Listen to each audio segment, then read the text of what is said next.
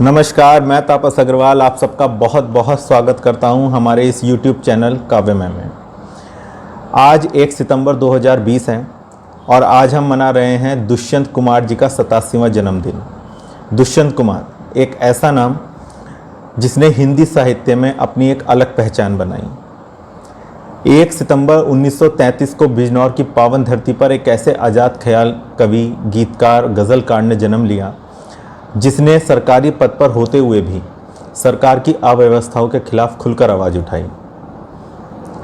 वो युवाओं के भी प्रेरणा स्रोत बने क्योंकि युवाओं के मन की व्यथा और मन की स्थिति को उन्होंने अपने शब्दों के रूप में एक बहुत सुदृढ़ आवाज़ दी। दुष्यंत कुमार जी का चाहे कहना हो कि कैसे कौन कहता है आसमां में सुराग हो नहीं सकता, एक पत्थर तो तबीयत से उछालो यारो, या फिर चाहे उनकी और पंक्तियाँ हों, साए में धूप की कुछ पंक्तियाँ मुझे याद आती हैं।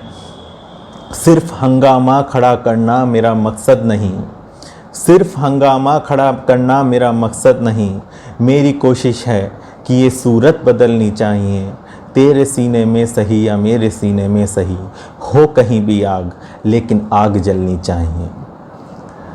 ये कुछ मुख्य रचनाएं और मुख्य पंक्तियां हैं जिन्होंने एक विश्व स्तर पर दुष्यंत जी को एक नई पहचान दिलाई और जो हर किसी की ज़ुबान पर आज तक कायम है, चाहे वो राजनीतिक गलियारे हों या कोई भी विशेष आयोजन। तो आइए हम करते हैं विशेष मुलाकात। तो विशेष मेहमान हमारे हैं दुष्यंत जी के बचपन के मित्र, उनके बाल सखा सत्य कुमार त्यागी जी। जी हाँ, आज सत्य कुमार त्यागी जी हमारे साथ होंगे। 87 वर्ष की उम्र है, 87 वर्ष की एज है उनकी, लेकिन फिर भी हमारे आग्रह पर उन्होंने हमारे मंच पर आना स्वीकार करा। ये हमारा सौभाग्य है कि आज हम उनसे बातचीत करेंगे रूबरू। साथ ही हमारे साथ होंगे उनके भतीजे, दुष्यंत जी के भतीजे आलोक त्यागी जी और मनोज त्यागी जी। तो ये विशेष मेहमान ऐसे हैं जिन्होंने दुष्यंत जी को जिया है, दुष्यंत जी के साथ महत्वपूर्ण वर्ष बिताए हैं और जितने संस्मरण, जितनी यादें इनके पास हैं शायद किसी और के पास होंगी। आपने कभी शायद वो विकिपीडिया पर, नेट पर, अखबारों में नहीं सुना होगा जो आज हम कुछ चीज़ें आपको दुष्यंत जी के बारे में, कुछ बातें, कुछ स्मृतियां आपको बताने वाले हैं। जैसे कि उनका नाम, दुष्यंत जी का पूरा नाम था दुष्यंत नारायण सिंह त्यागी। जी हाँ, दुष्यंत नारायण सिंह त्यागी दुष्यंत जी का पूरा नाम था। और इसी तरह की और बहुत महत्वपूर्ण जानकारियाँ आज हम आपसे साझा करने वाले हैं। तो इस इंटरव्यू को अंत तक देखिएगा, इस बातचीत को अंत तक देखिएगा और अपनी प्रतिक्रियाएं हमें ज़रूर भेजिएगा ताकि हमें पता चले कि आपको ये इंटरव्यू, ये बातचीत कितनी पसंद आई। अगर आपके कुछ और सवाल हों तो वो भी आप हमें लिख के भेज सकते हैं। तो आइए चलते हैं और मिलते हैं अपने खास मेहमानों से। आपको प्रणाम करता हूं। आप हमारा सौभाग्य है कि आप हमारे साथ जुड़े हुए हैं और जितने आप वरिष्ठ हैं उतना ही आपको प्रति हमारा सम्मान बहुत ज्यादा बढ़ जाता है। और सबसे प्रमुख बात कि आप जिनके लिए आज हम यहाँ साथ इकट्ठा हुए हैं, उनके साथ का जो आपका सानिध्य रहा है, जो आपकी यादें हैं उनके साथ, वो बहुत ज्यादा विशेष हैं। तो मेरा आपसे अनुरोध है कि आप थोड़ा सा बताएं उनके बारे में कि जो उनकी बचपन कैसा था, किस तरह की उनकी यादें थी स्कूल टाइम में, कॉलेज टाइम में। वो असल में बचपन तो उनका ज्यादा मेरठ मर मुरादाबाद में गुजरा। जी। उसके बाद वो जब यहाँ नजीबाद, यहाँ राजपुर नवादा है, जी। तो चूंकि इनके हमारे रिश्तेदारी के संबंध में थे, आना जाना था, मैं इनके पिताजी के पास आता जाता था। तो उसके बाद इनके पिताजी के इंतकाल के बाद इनसे मेरे ज्यादा संपर्क जुड़ गए। ओके। ये यहाँ 1-1.5 साल तक रहे, पता नहीं इनकी क्या समस्या थी, क्या थी। इन्होंने खेती भी करी और उस वक्त क्योंकि इन्हें ज्यादा अनुभव नहीं था, तो मुझसे ज्यादा रोज कोई दिन ऐसा खाली नहीं जाता था जो मेरे पास नहीं आते थे या मुझे बुलाते थे। तो हमारा आपस में बड़ा अच्छा, और उनके मेरी इतनी कहानी है, इतनी संस्मरण है वो मुझे तो बता दो मुझे भी बड़ा भारी। वो जी बचपन कभी गंगा स्नान, कभी दिवाली, जी कभी पायता पे आ गए, जी। या मतलब अपनी लड़की की शादी का समस्या हो, मैंने उनसे कहा भी भाई किसी को ऐसे आदमी को ले जाओ, नहीं मैं तुम्हें लेकर जाऊंगा। उनके भाई की शादी हुई, उसमें भी उन्होंने शैली अहमियत मुझे ही दी। लड़की देखने का चक्कर था, उन्होंने कहा अगर तुमने लड़की देखी है तो वहाँ किसी की तो में उसको पता नहीं है लगाओ क्यों रखते थे। और अच्छी बात यह थी वो न तो अहंकारी थे, सोशल आदमी थे, और मुझे ऐसा आदमी बहुत पसंद था, और वो मुझे इसलिए पसंद करते। जी जी जी जी जी। और सबसे अफसोस मुझे है जो प्रश्न है, तो मुझे 3 काम सौंपे। एक काम था मैं एक सोसाइटी बनाऊं, दूसरा काम था मैं उसमें मंडावली में एक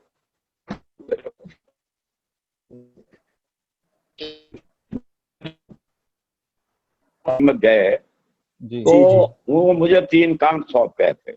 जी एक तो मैं मंडावली में एक प्लॉट की बात करूं, और एक एक लड़का था मंडावली का, उसकी एक नौकरी, और एक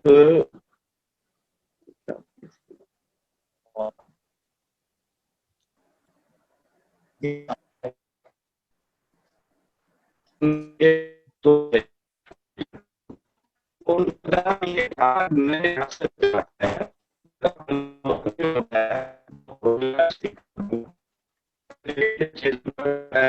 अपनी बात सेट कर रखी है, बात को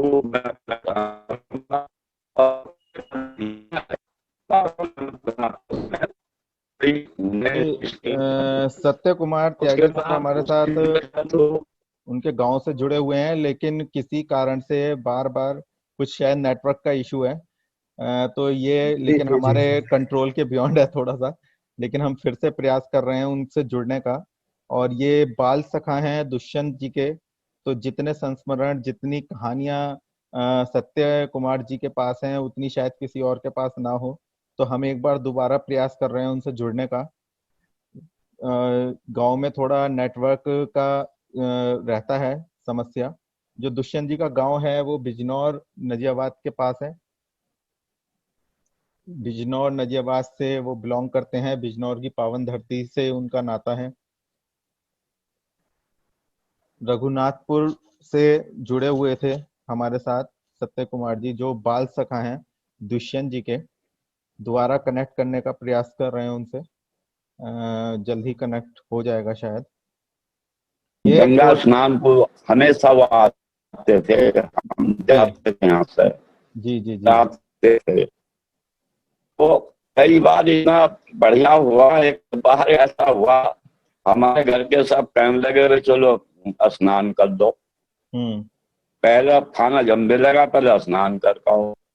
अब हम बड़े परेशान, मुझे भी आदत ऐसी थी, दुष्यंत कुमार जी को भी वो ठंड में नहाना उन्हें पसंद था, फिर बढ़िया।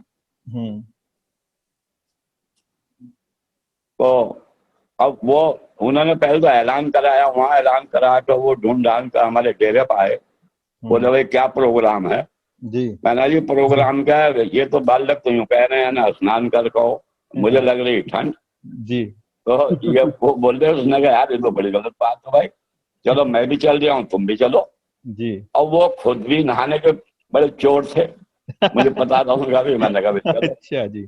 तो दोनों ने अंडरवियर ठा लिए, तौलिया ठा ली मैंने, हाँ और बस वो गंगा स्नान में पहुंच गए। वहां जाकर वो बोल रहे, उसने कहा भाई मुंह धो, सिर के बाल भे, पैर भे, और अंडरवियर जो है पानी में डुबो दो, और लौट कर और चलो खाना खा लेंगे बोला, और हो गया स्नान। जी जी जी जी तो ऐसा फिर वो आए, मैं बोला भाई क्या खाओगे? उसने कहा यार वो पूरी तो तेरी भाभी बना कर लाई थी, तो वो तो मैंने मना कर दिया, भैया मैं तो पूरी वूरी खाता नहीं, मैं तो कहीं खिचड़ी देखूंगा। जी जी जी। तो मैंने वो साहब वो खिचड़ी, हमारे यहाँ अच्छा प्रोग्राम था, रात को हम रुके थे, वह सब सामान ला के जब रखा उनके सामने, बड़े खुश हुए वो। फिर उन्होंने जाकर भाभी से कहा, उन्होंने देख भाई ऐसा हो गंगा स्नान में, जी वो जी गया था, मैं भी साथ था, जी। और देख कितना क्या खा गया हूँ, न घी की कमी, न दूध की कमी, नूनी घी, देसी घी, फलाना घी, जाने क्या क्या उन्होंने। असल बात यह है कि मुझे बड़ा अफसोस ये है कि मुझसे जाने मुझ पे इतना ही विश्वास क्यों करते थे वो। और बस वो जो 3 काम मुझे सौंपे थे, मैं उनमें से एक भी नहीं कर सका। लड़के के पास गया मैं 3 बार, भाई तू नौकरी कर दे, वो मुझसे बता गए थे, वो तैयार नहीं हुआ, क्योंकि मैं उस वक्त DCM में भी डायरेक्टर था, सोसाइटी में भी अध्यक्ष था, तो मैं उसे बड़े आसानी से अकाउंटेंट में कहीं पे लगवा सकता, कम पढ़ा लिखा था। वो तैयार नहीं हुआ, बस आखिर में साहब बस वो पता मुझे तो यही चला, अब वो उनका देहांत हो गया। ओहो जी।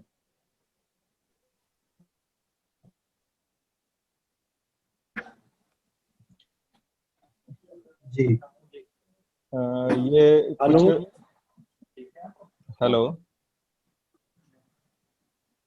नमस्कार जी सर। जी नमस्कार सर। नमस्कार सर। नमस्कार सर, हाँ, बहुत बहुत नमस्कार स्वागत जी, है सर नमस्कार आपका। साहब।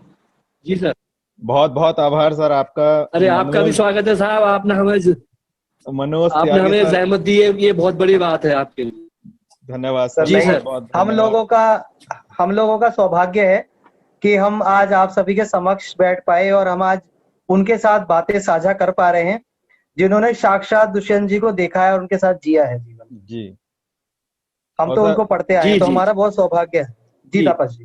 जी, तो मैं सर एक बार जी आपका दोबारा से जी परिचय भी करा देता हूँ। हमारे साथ शिवेंद्र कुमार शिवेंद्र हैं, मेरे परम मित्र भी हैं, हमारे जी काव्यमय जी प्रणाम। परिवार के सह संयोजक भी हैं, और एक वरिष्ठ जी हमारे सह संयोजक और हमारे मार्गदर्शक सत्येंद्र शर्मा जी भी हमारे साथ हैं जुड़े हुए। और जी हम जी सब जी मिलकर जी जी पूरे काव्यमय परिवार की तरफ से आपका बहुत बहुत स्वागत करते हैं। मैं अपने दर्शकों को जी बता जी दूं कि जो मनोज अभिनंदन सर। त्यागी जी हैं, दुष्यंत कुमार जी के पास के ही गांव से ताल्लुक रखते हैं, उनके भतीजे हैं रिश्ते में, और बहुत खास संस्मरण उनके पास है दुष्यंत जी के बारे में। एक बहुत कुछ हमें नया जानने को मिलेगा दुष्यंत जी के बारे जी में, वो जानने को मिलेगा जो शायद हम किताबों जी में ना पढ़ पाए, इंटरनेट पे ना देख पाए, अखबारों में ना पढ़ पाए। तो आइए बात करते देखिए हैं क्या हो गया। मनोज त्यागी जी से। और सर्वप्रथम मैं अनुरोध करूंगा हमारे वरिष्ठ मार्गदर्शक जो हैं हमारे सत्येंद्र शर्मा जी, कि वो आपसे पहला प्रश्न करें। सत्येंद्र सर। जी नमस्कार जी आदरणीय, बहुत बहुत जी नमस्कार। मैं सत्येंद्र स्वागत है शर्मा। आपका। जी आदरणीय, मैं आपके जी संस्मरण हमें बहुत लाभान्वित कर रहे हैं। बहुत हमने पढ़ा है आदरणीय दुष्यंत कुमार जी के इसमें, और उनकी कविताओं को पढ़कर हम भी थोड़ा लिखना सीख रहे हैं। कहूंगा कि बचपन की कौन सी सबसे खूबसूरत याद आपके पास है जी उनकी, मेरे पास में और तो किस तरह का वक्त आपने गुजारा है जी उनके जी साथ? मैं तो उनके मुकाबले में बहुत छोटा था। जी मैं तो उनसे बहुत छोटा था, लेकिन ऐसा हुआ कि रामलीला हमारे गांव में जब रामलीला होती थी तो जी। दुष्यंत कुमार ने उसमें लक्ष्मण का रोल किया था। अच्छा। अरे वाह। लक्ष्मण का रोल किया था उसमें।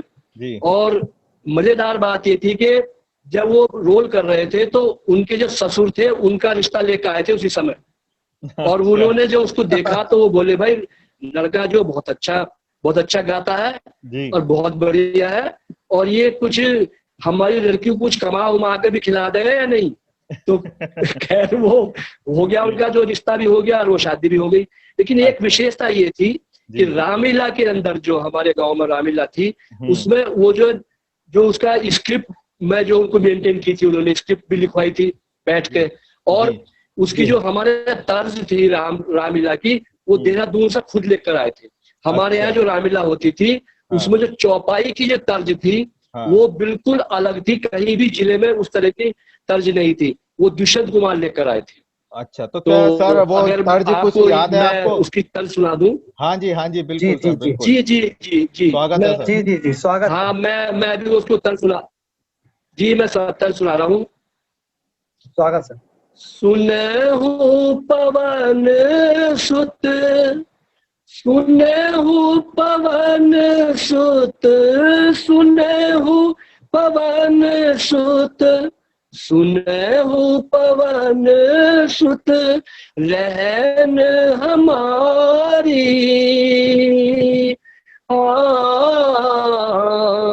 जिमी दर्शनन में है, जिमी दर्शनन में है, जीभ बिचारी। वाह सुनहु पवन सुत। ये तर्ज थी साहब, ये वाह, आपको बहुत खूबसूरत सर। जी कहीं जी भी पूरे जिले में या कहीं भी नहीं मिलेगी। जी जी जी जी ये तो बहुत बहुत दुष्यंत सुंदर। कुमार की सौभाग्य है देन हमारा थी। सर, आपके श्रीमुख से जी। हमें ये खूबसूरत और धुन सुनने को मिल गई। और मैं अगले प्रश्न के जी, लिए मैं अपने और इसके और जी, जी सर। जी, और कोई सवाल आप बताइए, सवाल हाँ पूछिए आप। सर, ये शिवेंद्र जी जो जी हमारे युवा संयोजक हैं, अपने सबसे परम मित्र हैं मेरे, मैं उनसे प्रार्थना करूंगा कि अगले प्रश्न वो पूछे हैं। उनके मन में भी बहुत सारे प्रश्न हैं, बहुत सारा आज वो लेकर आए हैं अपने साथ। जी शिवेंद्र जी। जी। सबसे पहले सादर प्रणाम सर, चरण वंदन आपको। और जैसा जी, मैं बचपन से पढ़ता आया आपको भी हूँ सर। आदरणीय दुष्यंत जी को, जी, तो उनकी कुछ पंक्तियां हैं जो जी मैंने बहुत बहुत दिग्गजों के मुंह से भी सुनी है। जैसे कुछ पंक्तियां मुझे याद आ रही है कि हो गई है जी पीर पर्वत सी पिघलनी चाहिए, इस हिमालय से कोई गंगा निकलनी चाहिए, जी जी आज ये दीवारें पर्दों की तरह हिलने लगी, जी शर्त लेकिन थी ये बुनियाद हिलनी चाहिए। वाह।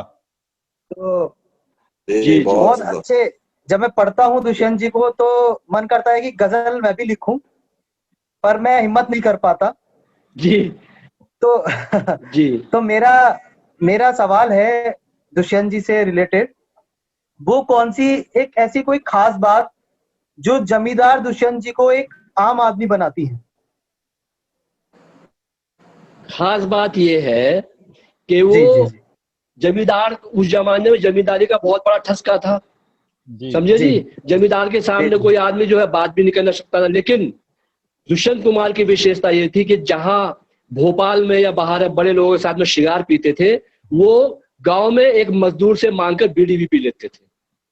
बीड़ी पी लेते किसी मजदूर के मांग। और खास बात ये थी कि मजदूरों के बीच में बैठकर बीड़ी पीते थे वो। कभी उन्होंने गांव में शिगार नहीं पिया।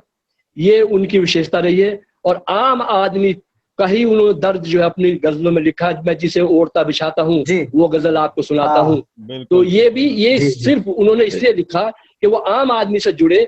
और तू किसी जुड़े, पुल सी थरथराती है, मैं किसी रेल से गुजर जाता हूँ। तो ये, हाँ, मैं किसी और रेल सबसे से, बड़ी बात ये है कि उन्होंने जो लिखा वो हमारी बिजनौर की भाषा को लेकर ही लिखा। जैसे हाँ, मसलते आमेज होते हैं सियासत के कदम, तू न समझेगा सियासत, तू अभी इंसान है। कल नुमाइश में मिला वो चीथड़े पहने हुए, मैंने जो पूछा नाम तो बोला कि हिंदुस्तान है। तो ये वाह, वो वाह, चीजें हैं कि जो आम आदमी से उन्होंने उठाई। और उसका उठाने का सबसे बड़ा कारण ये रहा कि वो आम आदमी के ही बीच में रहते थे। जी हम जी तो बच्चे जी, थे उस जी, समय, लेकिन मैं अक्सर देखता था कि वो जब भी कभी बिजनौर जाते थे तो हम 2-3 लड़के साथ जाते थे, हम साथ में उनके। वो उसमें ट्रेन तक जो 5 किलोमीटर हमारे रेलवे स्टेशन मौजमपुर पड़ता है, तो पैदल जाते थे, हाथ खुला रखते थे और हमारे कंधे पर हाथ रखकर हमसे बताते रहते थे। और बोले भाई ऐसा है कि तुम ये पढ़ो, तुम वो पढ़ो, तुम जो है श्री लाल शुक्ल का राग दरबारी जरूर पढ़ना, मुझसे बोले वो। तो मैं कहा जी हम तो जी, मिलने नहीं। तो अगली बार जब भोपाल से आए तो राग दरबारी लेकर आए जी। तो ये बहुत अरे वाह, सामान ऐसे हैं कि जो छूते हैं। मैंने आंगन में एक वृक्ष और उनकी सब चीज देखी, पर जब उनका सबसे पहले वो परदेश के नाम से लेते थे। आपको एक खास और बता दूं, दुष्यंत कुमार का नाम दुष्यंत नारायण सिंह त्यागी था। ओके। ये जी, जो है बहुत कम लोग जानते हैं। दुष्यंत उनका पूरा नाम दुष्यंत नारायण सिंह त्यागी था। जी सर, जी, बताएं सर, जी, जी, जी,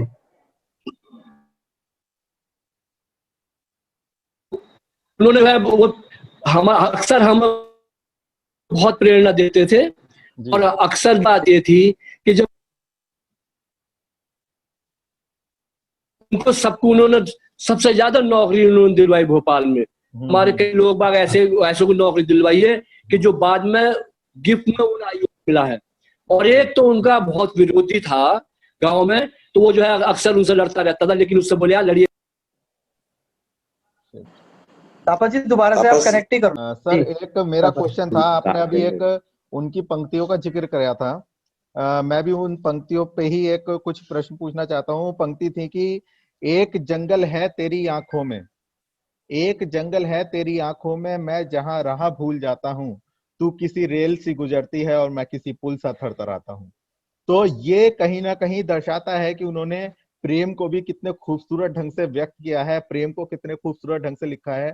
तो मेरा प्रश्न यह है सर कि जो प्रेम में की जो बात वो लिखते थे, जो वो कहते थे, उसके रिलेटेड आपके पास कोई उनका संस्मरण हो, उनकी युवा अवस्था का, उनके किसी ऐसे कॉलेज के कोई किस्सा? ये ऐसा है कि जी ये जो है गजल जो शब्द है, इसका अर्थ ही जो है ये है कि महबूब से बातें करना। मेन इसका शाब्दिक अर्थ ही ये है। और उन्होंने तो उस चीज को जिया है जी। वो जो है प्रेम शब्द को तो बहुत ऊंचे स्तर पर देखते थे।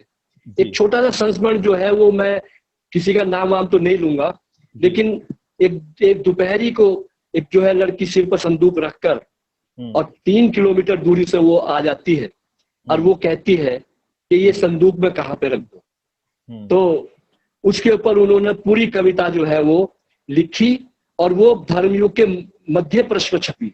और उसी के ऊपर फिर एक और उसी के ऊपर एक जो गीत आया फिर, ये सामान कहाँ पे रख दूं, जिसे आशा भोसले ने गाया। तो ये उन्हीं से प्रेरणा लेकर ये गीत लिखा गया। तो जहां तक उनके सवाल है, तो वो तो भाई प्यार के तो जो बहुत सागर थे वो, और प्यार को ही उन्होंने जिया। और उन्होंने अपने बच्चों से भी उतना ही प्यार किया और उन्होंने जो है अपनी पत्नी से भी उतना ही प्यार किया। जी तापस जी, पत्नी के बारे में मैं थोड़ा सा जानना चाहूंगा कि वो किस तरह का उनका नेचर था, वो दुष्यंत जी को कैसे देखती थी, और मतलब उनके क्या विचार थे, अगर आप कुछ बता पाए उनके विषय में। जी वो उनका अभी वो जिंदा है वो जी, अभी उनकी पत्नी जीवित है। और उनका नाम तो जो है राजू जी कहते थे, वो राजकुमारी नाम है उनका जी, राजेश्वरी नाम है उनका, पूरा नाम तो राजेश्वरी है। और वो उन्हें राजू जी के कहते नाम से पुकारते थे। तो वो तो इतनी मतलब ऐसी सरल व्यक्तित्व है उनका, तब भी था आज भी है, कि आप कल्पना नहीं कर सकते। क्योंकि भाई उनके समधिबान में कमलेश्वर जी बने, उनकी पत्नी गायत्री देवी और उनकी जो है कमलेश्वरी बेटी उनकी बहू बनी, और सबको दुष्यंत जी के मरने के बाद में शादी हुई थी। लेकिन राजू जी ने उनको सबको इतना प्यार दिया। और हम भी जब कभी भोपाल गए तो हमें सबको बहुत प्यार दिया। बहुत अच्छी है वो। जी आलोक सर, आपका बहुत बहुत स्वागत है। काव्यमय परिवार आपका बहुत बहुत आभार व्यक्त करता है कि आपने अपने समय में से थोड़ा समय हमें दिया, और मेरे साथ हमारे युवा संयोजक काव्यमय परिवार के सदस्य कुमार शिवेंद्र हैं, साथ ही वरिष्ठ हमारे मार्गदर्शक सत्येंद्र शर्मा तरंग जी हैं, जो कि देहरादून से हमारे साथ जुड़े हुए हैं। हम सब मिलके पूरे काव्यमय परिवार की तरफ से आपका आभार व्यक्त करते हैं कि आप हमारे इस मंच पर आए। और मैं सबसे पहले सत्येंद्र जी को आमंत्रित करूंगा कि वो आपसे कुछ प्रश्न करें, और आपके द्वारा हमें वो जानने का मौका मिले जो हम अक्सर नहीं जान पाते हैं, जो हमें कहीं समझने को नहीं मिलता, पढ़ने को नहीं मिलता दुष्यंत जी के बारे में। सत्येंद्र जी। जी आलोक जी, बहुत बहुत स्वागत आपका और आभार कि हमारे साथ जुड़े। नमस्कार जी। और मैं सर्वप्रथम तो एक बात जानने की बड़ी जिज्ञासा है कि आदरणीय दुष्यंत कुमार जी के बेटे का नाम भी आलोक त्यागी है और आपका नाम भी आलोक त्यागी है, तो दोनों के नाम में कुछ कहानी है या ये स्वाभाविक रूप से हो? हाँ बिल्कुल, ये बहुत अच्छा प्रश्न आपने किया। और इसमें कहानी ये है कि मेरे पिताजी और दुष्यंत जी काफी मतलब उनमें मित्रता थी आपस में, और बाल सखा भी रहे वो। जी तो जी जब मैं पैदा हुआ और उनका बेटा तो काफी बड़ा था उस समय, दुष्यंत जी के जो आलोक हैं वो काफी उम्रदराज थे। तो उन्होंने कहा कि भाई ये कहानी रहेगी, आप और हम रहें न रहें, लेकिन एक समानता जरूर रहेगी कि इसका नाम आप आलोक ही रखना, ताकि वाह हमारा आलोक और ये कभी न कभी तो आपस में मिल जाएंगे, तो इसलिए मेरा नाम आलोक। बहुत सुंदर जी सर। बिल्कुल या यूं कहें कि ये मेरा नाम जो देन है वो दुष्यंत जी की ही देन है। अरे क्या वाह, जी। बात, हाँ, बहुत बढ़िया। ऐसा क्या कुछ बात है, ऐसा कुछ ऐसा कुछ मैं सोच रहा था, तभी दिमाग में मेरे ये प्रश्न उत्पन्न हुआ जो है। बहुत अच्छा प्रश्न सर। जी। तो आलोक जी, आपकी उम्र कितने तक रही उनके, मतलब किस उम्र तक आप उनके सानिध्य में रहे? नहीं, मैं तो सिर्फ 4 वर्ष का ही था जब उनकी डेथ हो गई। मैं 1971 में अच्छा पैदा हुआ और 1975 में दुष्यंत जी दुनिया को छोड़कर चले गए। तो मुझे तो उनकी कोई जी याद जी या कुछ नहीं है, क्योंकि मैं केवल 4 वर्ष का था उस समय। जी जी जी जी। लेकिन जैसा मैंने है और उनके बारे में बहुत पढ़ा, और मैंने हिंदी से जब एमए किया तो जो मिनी पीएचडी जिसे कहते हैं, लघु शोध, वो भी जी दुष्यंत जी पर ही जी किया। जी। वाह वाह। और आज अरे वाह, अच्छा विशेष रूप से अगर आपके पास कुछ फोटोग्राफ्स हों जी जो हम दिखा सकें उनके घर के और दुष्यंत जी के बालपन के, जो जी आमतौर पर नेट पर या कहीं देखने को नहीं मिलते हैं, जो मैंने आपको भेजे भी थे, जी जी तो जी। मैं उससे आपको पता लगेगा कि बचपन से ही दुष्यंत जी बड़े प्रतिभावान थे। जी मैं सर दिखाता हूँ आपको कुछ पिक्स मैं शेयर करता हूँ जो मुझे मिले हैं जी जी सर जी के द्वारा। तापस, जी जी तापस, क्या स्क्रीन दिख पा रही है सभी हमारा, को? जी जी जी बिल्कुल हाँ तापस बिल्कुल। जी, ये हमारा एक भी सौभाग्य रहेगा। बहुत खूबसूरत पिक है सर। इसमें हम जानना चाहेंगे जी कि जी कौन कौन है। ये दुष्यंत जी शायद सबसे जी। साइड में खड़े हुए हैं। जी जी, शायद नहीं, पक्का हाँ, वही है। जी बिल्कुल वही है। ये बचपन दुष्यंत। में, ये उनके बचपन का फोटो है, देखिए कितना सुंदर व्यक्तित्व उनका लग रहा है। और जी बहुत ही, मतलब ये उनका परिवार का फोटो है। और जी ये आमतौर पे एक दुर्लभ फोटो है जो मैंने प्राप्त किया था और आपको दिया, जी। ताकि बहुत लोग इसको देखकर और इससे लाभ उठा सकें बहुत सुंदर सर। कि सर इसमें बचपन एक जी, बार बचपन बताएंगे में कि ही साइड से इतने कौन सुंदर। कौन है, कौन कौन है इनमें फोटो में हाँ देखिए, दुष्यंत जो जी के अलावा? बिल्कुल हम बात करें, जो फोटो के दाईं तरफ है, दुष्यंत जी खड़े हैं कोट पैंट पहने हुए, टाई लगाए हुए, जी जी जी जी जी और बराबर में उनकी बहन है। जी। और फिर जो बिल्कुल आखिर में जो कोट पैंट पहने हुए उनके छोटे भाई हैं, मुन्नू जी। अच्छा। जी ये जो आप जिसपे कर्सर गया है, ये मुन्नू जी हैं। जी जी जी जी जी जी। जी अच्छा और जी। उनके पिताजी माताजी सामने दिखाई दे रहे हैं। तो ये जी एक दुर्लभ फोटो है जो कि मैं चाहता हूं कि जो भी देखेगा एक बार को खुश नजर होगा, अपने आप खुश नसीब समझेगा। बिल्कुल। जी जी जी। पीछे बहुत उनकी बहुत ये धर्मपत्नी है हमारा शायद। भी सौभाग्य। ये उनके बेटे हैं आलोक त्यागी। आलोक त्यागी जी का ये बेटे ये। हैं आलोक त्यागी। जी। और ये कुछ हमें घर की भी जी, उनके पिक्स। ये स्टेट बैंक में मैनेजर थे और रिटायर हो गए हैं। और घर का में अगर आप फोटो दिखा पाए, देखिए ये उनका घर के पास में लॉन है, लिया ये गया एक फोटो ये है। एक घर का ये फोटो है सर हमारे पास तब्दील उनका। घर का। जी। इस समय अंदर की स्थिति ये है, ये आज ही खींचा गया फोटो है। अच्छा। अरे अच्छा जो अंदर उनकी क्या बात स्थिति है। है, पूरा मकान खंडर हो रहा है। और जी मैं आपको बता दूं, ये शायद कुछ अंदेशा भी था, कुछ ऐसा अनुमान उनको था कि जी। मेरे जाने के बाद ये खंडर हो जाएगा। हम्म उन्होंने अपने गजल में लिखा है कि आज वीरान अपना घर देखा, तो हम्म। कई बार झांक कर देखा, वाह होश में आ गए कई सपने, आज हमने अपना खंडर देखा। ये वाह। उन्होंने अपने बहुत। गजल में लिखा है, जो उन्हें हम्म। पहले ही अंदेशा था। जी राम जी जी जानकी भवन उनका घर है ये। जी इस जो यहाँ पे बहुत लोग आते हैं, उनको जो पीएचडी कर रहे हैं, जो जी। उन्हें जानना चाहते हैं, तो हम्म। वो इस तरह की उनकी जो यादें हैं हम्म। उनको सजोना चाहते हैं। नहीं और नहीं। कई की आकर्षक फोटो में बहुत खूबसूरत है सर। ये बहुत दुर्लभ पिक्स हैं जो आमतौर से शायद हमें जी देखने को ना मिलें। और आपके कारण हमारा जी जी सौभाग्य है कि हमें ये देखने को मिल रहे हैं।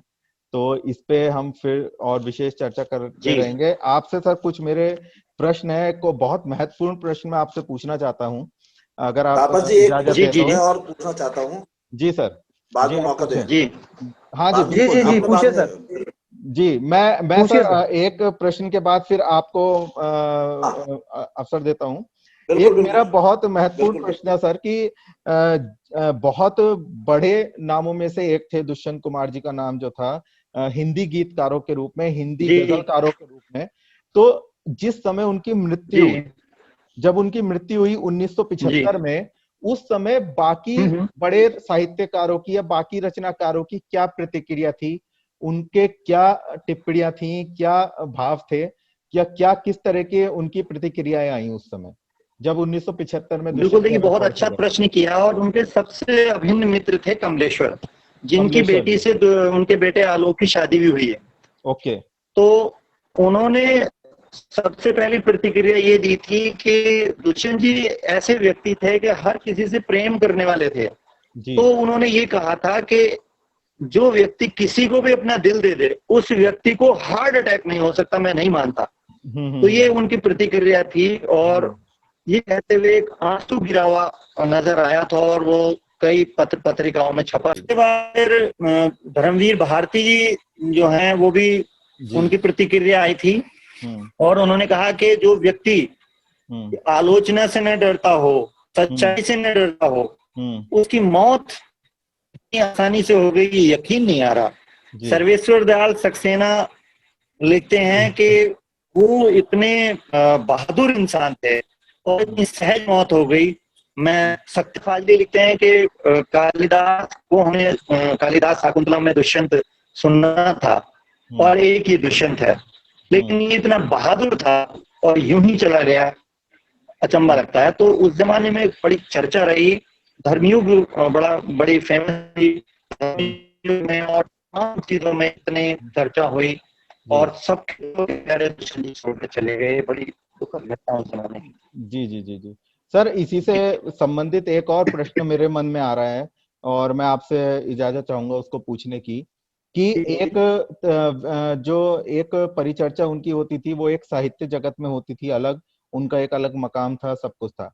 लेकिन एक सरकारी नौकरी में वो थे, सरकारी पद पे आसीन थे, लेकिन उसके बावजूद वो सरकार के मतलब कई कार्यों के खिलाफ या फिर सरकार की जो संवैधानिक कुछ नीतियों के खिलाफ, रीतियों के खिलाफ जो उन्होंने लिखा, तो उसका भी राजनीतिक मंचों पर और राजनीतिक परिदृश्य पर बहुत ज्यादा प्रभाव था, बहुत ज्यादा इम्पैक्ट था।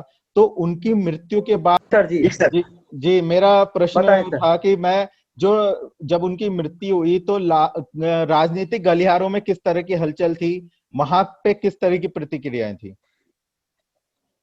वहां से कुछ प्रतिक्रिया देखिए, मिली हमें? उन्होंने जो इमरजेंसी का पीरियड था और उसमें जो आम परेशान था उसको लेके ही उन्होंने जो गजलें लिखी और आम आदमी की भाषा में लिखी, इसीलिए दुष्यंत कुमार पाए जी, क्योंकि उन्होंने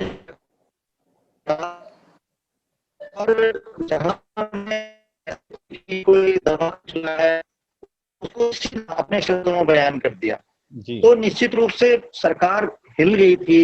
और जैसा उन्होंने लिखा है कि तेरे सीने में न सही मेरे सीने में सही हो कहीं भी आग लेकिन आग जलनी चाहिए। तो वो ये था कि मतलब इमरजेंसी के खिलाफ उन्होंने लिखा, तो निश्चित रूप से उनके खिलाफ ही हुआ।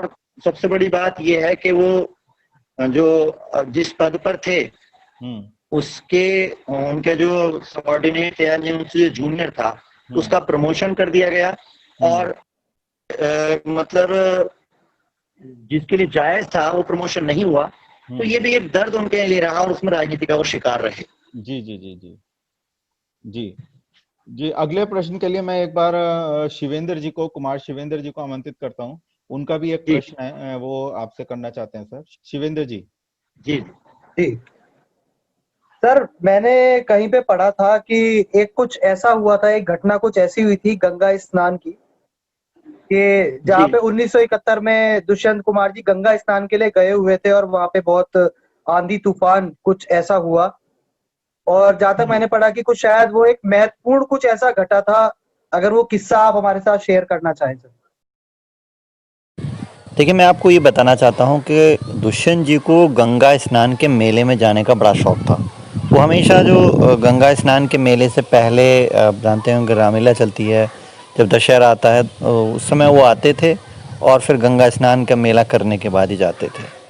जैसा आपने पूछा है कि 1971 में ऐसी क्या घटना घटी, तो 1971 की बात मैं आपको बताऊं कि एक दिन पहले यानी गंगा स्नान जिस दिन होता है सुबह, जो पूर्णिमा का दिन होता है, उससे पहले वाली जो रात होती है, तो जो जिनके परिवार में मौत हो जाती है, तो जो उस परिवार का मुखाग्नि देता है, वो गंगा स्नान से पहले वाले दिन दीप दान करता है वो गंगा स्नान में जाकर। तो दुष्यंत जी ने भी दीपदान किया था क्योंकि उनके पिताजी की मृत्यु हो गई थी, और उसके बाद उन्होंने गज़ल भी लिखी कि हौले हौले पाँव हिलाओ जल सोया है छेड़ो मत, हम अपने अपने दीप सिलाने यहाँ आएंगे, जो काफ़ी चर्चित हुई। उसके बाद हम बात कर रहे थे कि अगले दिन सुबह को मौसम बहुत ख़राब हो गया, आंधी तूफान और ओला गिरने से सारा मेला अस्त व्यस्त हो गया। यहाँ तक कि जो पशु थे, जो लोग बैलगाड़ी से या मैं आलोक जी, मेरी आवाज पहुंच रही है आप तक? हाँ, मैं सुन पा रहा हूँ जी। मैं अक्सर उनकी गजलें पढ़ा करता हूँ, तो एक गजल मैंने पढ़ी है उनकी कि पक गई हैं आदतें बातों से सर होगी नहीं, कोई हंगामा करो ऐसे गुजर होगी नहीं। तो मैं इस ऐसी और भी गजलें हैं, मैं केवल इस गजलों के आधार पर ये प्रश्न आपसे जानना चाहता हूँ उसका उत्तर, कि उनकी जो विद्रोह गजलों में झलकता है, तो क्या सामान्य जीवन में उनके अंदर ऐसा ही विद्रोह भरा हुआ था? बहुत अच्छा प्रश्न सर। वही बता रहा हूँ कि वो जो जीते थे वो ही लिखते थे। वो कहीं भी अन्याय देखें, ये नहीं कि सरकार के खिलाफ तो उन्होंने जग जाहिर है बहुत कुछ लिखा। गांव में भी जब वो आते थे, अक्सर लोग उनसे कहते थे कि भाई हमारी मींट का झगड़ा है, हमारा ये झगड़ा है, तो वो वहां मौके पर जाकर उन लोगों का विवाद सुलझाते थे और वास्तव में जो पीड़ित होता था उसका साथ वो देते थे, चाहे वो कितना ही बड़ा आदमी हो। इसलिए जो आम आदमी था, जो गरीब आदमी थे, उनके पास ऐसे फरियाद लेके जाते थे कि जैसे बस कुछ ये ही है। इसीलिए आम आदमी आज भी आप पूछिए, जो उनका खाना बनाने वाले थे, उनके परिवार वाले आज भी जिंदा है। कभी दुष्यंत का जिक्र कर दो तो आंसू की धार बह जाती है, इतना कुछ उनके परिवार के लिए उन्होंने किया। उनके पिताजी उनके बच्चों को उन्होंने भोपाल में अच्छी जगह एस्टेब्लिश कर दिया। ये कौन से कुमार कर सकते थे? आम आदमी की उसकी बात नहीं थी। जी जी जी जी जी जी। एक सर प्रश्न मैं अगला आपसे पूछना चाहता था। एक जिक्र आता है कभी कभी एक तिगड़ी का, उनकी एक तिगड़ी थी जिनको कहा जाता है कि जो उनके हर समय साथ थे, जिन्होंने उनको उनके साहित्यिक यात्रा में बहुत ज्यादा सहयोग किया, तो उसके बारे में हम जानना चाहेंगे सर आपसे। जी बिल्कुल, बहुत अच्छा प्रश्न आपने किया। देखिए, दुष्यंत कुमार तो एक गांव के थे और वो पढ़ने के लिए जब इलाहाबाद गए तो वहां पर कमलेश्वर उन्हें मिले, मार्कंडे मिले और उनकी तिगड़ी हुई। उन्होंने पहले विहान पत्रिका चलाई और उसके बाद कमलेश्वर जी के प्रयासों से उन्होंने साय में धूप लिखी और प्रकाशित ही नहीं हुई, उसने तहलका मचा दिया। और आज आप देखते होंगे, चाहे हमारे देश की संसद हो, चाहे यूएनओ हो, कोई मंच ऐसा नहीं है जहां पर दुष्यंत कुमार के शेर को कह के आदमी वाहवाही नहीं लूटता है। उसे लगता है कि ये मैं कह रहा हूँ, जबकि वो दुष्यंत कुमार के शब्द थे, यानी कि आम आदमी के सवाल थे, आम आदमी की आवाज थी वो। जी जी सर, बिल्कुल। वो मार्कंडे जी और कमलेश्वर जी का जो महान था। जी, कमलेश्वर जी थे और एक दुष्यंत जी थे, और तीसरे कौन थे? मार्कंडे जी। मार्कंडे जी, ओके। एक सर आपने अभी जिक्र करा उनका रचना का, उनके गजल संग्रह का साय में धूप। तो सर हम अक्सर देखते हैं, जितना मैंने देखा या जितना मैंने पढ़ा नेट पर या अखबारों में, तो जो सबसे ज्यादा उनका प्रचलित और लोकप्रिय गजल संग्रह था वो साय में धूप था। लेकिन उन्होंने उसके अलावा भी बहुत सारी उनकी रचनाएं, बहुत सारे काव्य संग्रह, कथा संग्रह प्रकाशित हुए, कहानी वगैरह प्रकाशित हुई, लेकिन उनको वो लोकप्रियता नहीं मिल पाई जो साय में धूप के उनके संग्रह को मिली। तो इसकी कोई खास वजह थी या इस पे कुछ आप बताना चाहेंगे? हाँ, तो जी, इसका मुख्य कारण ये मानता हूँ कि उसमें उन्होंने किताबें लिखी जी, चाहे वो एक खंड विश्वाई हो, आंगन में एक वृक्ष हो, छोटे छोटे सवाल हो, या आवाजों के घेरे में हो, उनको इतनी लोकप्रियता नहीं मिली। ये वास्तव में सही बात है। उसकी वजह ये कि उस समय के जो उपन्यासकार थे, जो कविता लिखने वाले थे, वो लोग उस हटना चाहते थे, तो फिर उन्होंने आम आदमी को चुना और आम आदमी की जबान में लिखा। साय में धूप की भूमिका में आप लिखते हैं कि मैंने इसको ना हिंदी में लिखा है ना उर्दू में लिखा है, मैंने उस भाषा में लिखा है जिसको आम आदमी बोलता है या आम आदमी समझता है। और उसका श्रेय भी वो कमलेश्वर को दे गए कि लिखते हैं कि मैं हाथों में अंगारे लिए सोच रहा था, कोई मुझे अंगारों की तासीर बताती। अगर कमलेश्वर ना होता तो ये मेरा प्रयास अधूरा रह जाता। तो उसमें बहुत कुछ देन जो उनके साथ थे, उन्होंने उनको अमर करने में, उनको प्रसिद्ध करने में बहुत बड़ी भूमिका निभाई। इसलिए भी साय में धूप ज्यादा प्रचलित हो गई। जी जी जी सर, आप दुष्यंत जी हमेशा से युवा मन के प्रेरणा स्रोत रहे हैं और उनकी सभी रचनाओं को युवाओं ने भी सबसे ज्यादा पसंद किया है। तो एक आखिरी प्रश्न आपसे मैं पूछना चाहता हूँ। शिवेंद्र जी का भी एक छोटा सा प्रश्न है, टाइम आउट हो रहा है हमारा, तो मैं भी जल्दी अपनी बात खत्म करता हूँ कि युवाओं के लिए आपका क्या संदेश है, कि आप किस मतलब क्या कहना चाहेंगे आने वाली पीढ़ी से, नए रचनाकारों से, युवाओं से, या फिर अगर दुष्यंत जी होते तो क्या कहते? बिल्कुल, देखिए दुष्यंत जी युवाओं को हमेशा प्रेरित करते थे, क्योंकि वो खुद युवा थे, क्योंकि इतनी कम उम्र में वो हमें छोड़ के चले गए। तो उनका दिल युवा था। एक तो बात ये कि वो वास्तव में बहुत ही खूबसूरत थे, तो निश्चित रूप से जो लड़कियां थी या जो और सुंदरियां थी उनकी तरफ आकर्षित होते थे। और उन पर भी ऐसा नहीं, उन्होंने उन पर कविता लिखी है। वो आप रितंबरा के नाम से जो उनके गजल है वो आप पढ़ें तो आपको लगेगा कि वास्तव में प्रेम को भी उन्होंने जो है छोड़ा नहीं है। लेकिन युवाओं के लिए वो यही था कि कोई भी बात हो, कोई कहीं भी आपको हिम्मत नहीं हारनी है, कोई भी आपका दोस्त हो या दुश्मन हो, सही को सही कहना है। ये उन्होंने एक संदेश जो दिया है वो आज तक अमर है। इसीलिए हर व्यवस्था के खिलाफ उन्होंने लिख दिया। अगर कोई गलत है तो गलत कहने में कभी नहीं हिचकिचाए, और यही वो अपने जीवन में भी उन्होंने उतारा और लोगों को संदेश दिया कि हमेशा सच्चाई का साथ दो, सही का साथ दो। बहुत बढ़िया सर, बहुत धन्यवाद। आज दुष्यंत जी भले ही हमारे बीच में नहीं है, लेकिन उनके बताए हुए रास्ते हमें आज भी प्रेरणा देते हैं, और हमें लगता है कि वो भले ही 1975 में चले गए हो, लेकिन उनकी आत्मा आज भी है और हमें झकझोरती है कि हमेशा सच्चाई का साथ दो। बहुत बहुत धन्यवाद आपका। अंतिम प्रश्न के लिए सर मैं शिवेंद्र जी को आग्रह करूंगा कि शिवेंद्र जी पूछें अंतिम प्रश्न के लिए। सर मेरा प्रश्न नहीं है आदरणीय त्यागी जी, हाँ मेरा निवेदन प्रार्थना है आपसे कि अंत में, जैसा मैंने जितना दुष्यंत जी को पढ़ा और आज बहुत अच्छा लगा, सौभाग्यशाली हैं हम सभी की आपके और साथ में दो महानुभाव जिन्होंने दुष्यंत जी को देखा है और उनसे हमें सामने बातचीत करने का मौका मिला। मैं चाहूंगा सर अंत में दुष्यंत जी की लिखी हुई कुछ पंक्तियां, कुछ 4-6 पंक्तियां जो आपकी सबसे प्रिय हो, आप वो सर गुनगुनाए तो हमारे कार्यक्रम का समापन बहुत, मैं कहूंगा कि बहुत ही अच्छा होगा सर। जी सर, हमारे लिए स्वागत है, सौभाग्यशाली और गौरवपूर्ण। बहुत जी अच्छा आग्रह शिवेंद्र जी, आपका धन्यवाद। देखिए मैं ये कहूँ कि दुष्यंत जी की कोई ऐसी गजल नहीं है, कोई ऐसा शेर नहीं है जो आम आदमी को जो है अपनी ओर नहीं खींचता है। तो बिल्कुल सर, बिल्कुल। ये जो शैतीर है पलकों पे उठा लो यारो, अब कोई ऐसा तरीका भी निकालो यारो, कैसे आकाश में सुराख हो नहीं सकता, एक पत्थर तबे से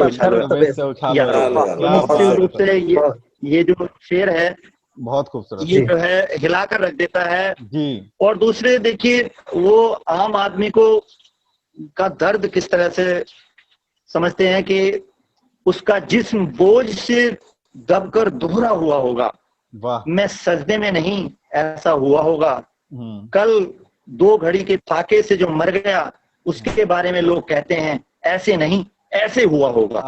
तो ये आम आदमी का दर्द बिल्कुल। जिसको दुष्यंत जी ने बड़े शिद्दत से कहा है। वो कहते हैं कि वह आदमी नहीं मुकम्मल बयान है, माथे पे उसके चोट का गहरा निशान है। गहरा निशान।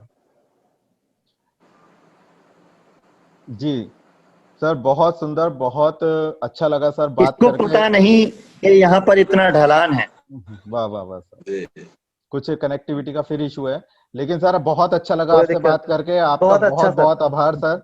और बहुत थोड़ी बढ़िया। समय की बहुत बहुत पाबंदी धन्यवाद। है तो इस वजह से, वरना और बात करते हैं हम। और ये जितनी भी हुए हैं, आज हमारा आपका भी सौभाग्य है बहुत बहुत कि आप धन्यवाद। सब हमारे साथ जुड़े। तो इसको जी। आपका एक बार पुनः मैं पूरे काव्यमय परिवार की तरफ से स्वागत करता हूँ, हाथ आभार जोड़कर सर। आपका आभार व्यक्त करता हूँ। आपका भी और बहुत बहुत धन्यवाद। निश्चित तौर से हमें सौभाग्य मिलेगा धन्यवाद। फिर कभी आपसे जुड़ने का, और हम जल्दी ही बिल्कुल आपसे बिल्कुल, दोबारा जुड़ने का प्रयास जल्दी ही करेंगे। कनेक्ट करेंगे। जी, जी बहुत बहुत जी। धन्यवाद नमस्कार। सर, बहुत आभार। प्रणाम सर। नमस्कार सर। प्रणाम। प्रणाम सर। नमस्कार। जी नमस्कार। तो कैसी लगी आपको ये बातचीत? मुझे पूर्ण विश्वास है कि आज आपको ज़रूर दुष्यंत जी के बारे में कुछ ना कुछ नया जानने को मिला होगा, उनको और करीब से समझने का मौका मिला होगा, और आपको ये इंटरव्यू, ये जानकारी, ये बातचीत ज़रूर पसंद आई होगी। आपकी प्रतिक्रियाओं का इंतज़ार रहेगा। एंजॉय कीजिएगा और बने रहिएगा हमारे साथ। नमस्कार।